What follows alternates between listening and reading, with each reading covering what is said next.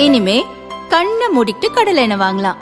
ஏன்னா மந்த்ரா கடலை எண்ணெய் இதயத்தின் தயாரிப்பு. வறுக்க பொரிக்க ஏன் எல்லா சமையலுக்கும் மந்த்ரா தான். மந்த்ரா கடலை எண்ணெய், அபார ருசி, ஆரோக்கியமான உடல் நலம்.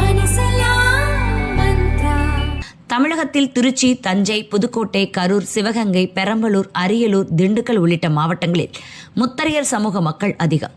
30 தொகுதிகளில் வெற்றி தோல்வியை தீர்மானிக்கும் சக்தியாக உள்ளனர்.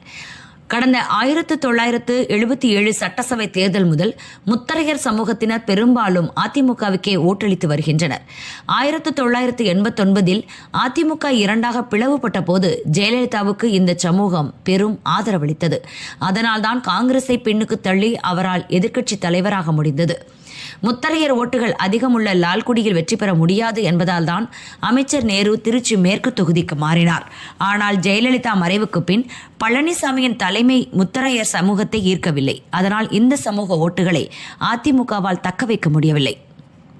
இதன் விளைவாக 2021 சட்டசபை தேர்தலில் முத்தரையர் சமூகம் பெரும்பான்மையாக உள்ள தொகுதிகளில் ஒன்றில் கூட அதிமுக கூட்டணி வெற்றி பெறவில்லை. தொடர்ந்து அதே ஆண்டு தேர்தலில் இந்த சமூக ஓட்டுகள் பெரும்பான்மையாக திமுக பக்கம் விழுந்தன. முத்தரையர் சமூகத்தில் உள்ள பல அமைப்புகளில் ஓரளவு வலுவாக இருப்பது தமிழர் தேசம் என்ற கட்சி.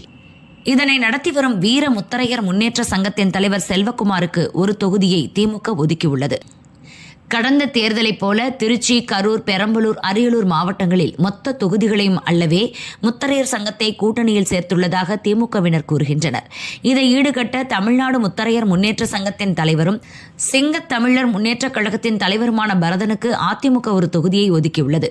அவர் முத்தரையர் சமூகத்தினர் அதிகம் உள்ள மண்ணச்சநல்லூர் தொகுதியில் போட்டியிடுகிறார். இரு கூட்டணியிலும் முத்தரையர் சங்கங்கள் இருப்பதால் அந்த சமூகத்தின் ஆதரவு யாருக்கு கிடைக்கும் என்ற கேள்வி எழுந்துள்ளது.